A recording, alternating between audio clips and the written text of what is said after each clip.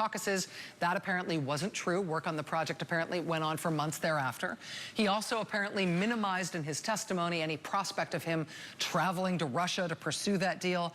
He also minimized the contacts he'd had with the Kremlin as part of pursuing the deal. And we learned all of that when Cohen turned up back in court that second time in November to plead guilty to that one additional charge in federal court.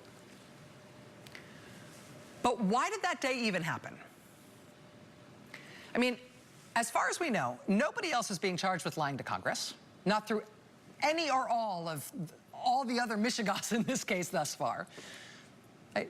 Given that Michael Cohen had just pled guilty to 8 other serious felonies, tacking on this one extra lying to Congress charge, it wasn't going to make much of a difference in his fate. In fact, explicitly, it will not make any difference in his fate. When it came time a few days later for Cohen to be sentenced, Mueller's prosecutors actually told the judge in his case that they were perfectly happy for this lying to Congress charge to just be folded in with the other felonies Cohen had already pled to in August. Make it all one case, Judge, that's fine. And you might remember when it came to Cohen's sentencing day in December, remember how he had kind of a Dr. Jekyll and Mr. Hyde sentencing recommendation? You had the New York federal prosecutors, the ones who hit him with those 8 financial felonies. They told the judge, hey, throw the book at him. He's a cretin. He committed these terrible crimes. He barely helped us with cooperation at all. He's a bad guy. You should nail him, Judge.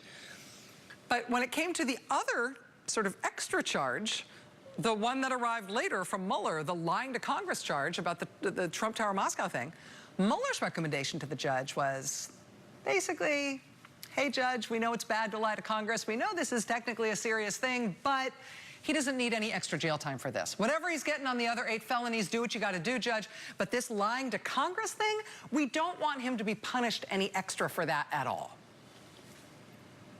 And that has sort of stuck in my craw ever since. Because why did Mueller's team go through the trouble of hauling Michael Cohen back into court and charging him with that one extra thing? Why bring him? Why go through the bother? And I'm not trying to minimize the seriousness of lying to Congress. You should never do it. And if you do lie to Congress, you should probably go to jail for it. But in this case, it's not like Congress even knew they'd been lied to. I mean, did Congress really have any reason to believe that the Trump Tower Moscow planning went through June 2016 instead of just through January 2016? And that was the kind of material lie they should be worried about from Cohen's testimony? I mean, it would be one thing if Congress knew it had been lied to and they were very upset about it and they therefore referred Michael Cohen for prosecution. And that's why Mueller brought this charge of lying to Congress. That's not at all what happened here. Ellen Nakashima at the Washington Post nailed this down the day after Cohen appeared in court on the lying to Congress charge. Quote, the Intelligence Committee did not refer Cohen's case for prosecution. Rather, a committee staffer said the special counsel, Robert Mueller, asked the committee for the transcript of Cohen's interview with them. Mueller was given a copy of Cohen's testimony with the consent of Michael Cohen's attorney. So it seems like this is what may have happened here.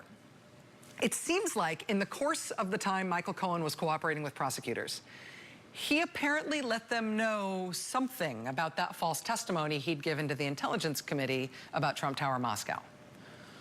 Mueller then confirmed the content of his congressional testimony by getting a copy of the interview transcript from the Senate Intelligence Committee. Mueller then went through the trouble of bringing Cohen back to court, in federal court again, and charging him for that false testimony, while simultaneously telling the judge, hey, don't give him any extra time in jail for this. He really is helping us. He's being great. This is not worth one extra day in jail, okay, Judge?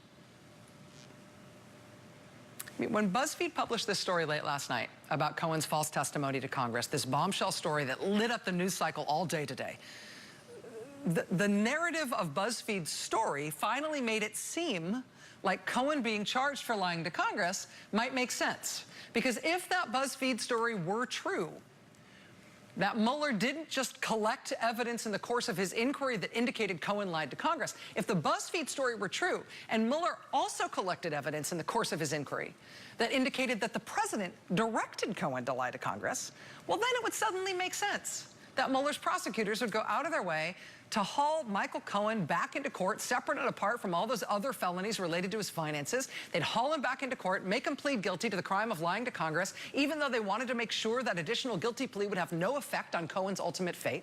If the Buzzfeed story were true, that Mueller's prosecutors had both evidence that Cohen committed that crime and evidence that Trump directed him to commit that crime, well, then it would make sense, right? Then it would make sense that they brought him back into court.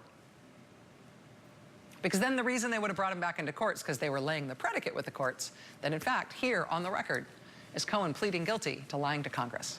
And that would then set them up, basically, so they could subsequently charge another person with directing Cohen to commit that crime. And you can't charge someone with suborning perjury unless you have established for the record that perjury, in fact, occurred, right? It has never made sense to me why Mueller's prosecutors would hustle Cohen back into court to have him plead guilty to that one extra charge after all the other felonies he'd already pled to, and specifically for no additional punishment. If that lying to Congress charge was not laying the predicate for other people to be charged with related crimes, I mean, with this pushback from the special counsel's office on BuzzFeed's report tonight, if that means that's not where this was going after all, then how do we explain that part of the story? How do we understand that random, standalone, no punishment after the fact charge brought by Mueller, even after it was clear that Cohen was already going to jail on all those other crimes? I have just the person to ask. That's next.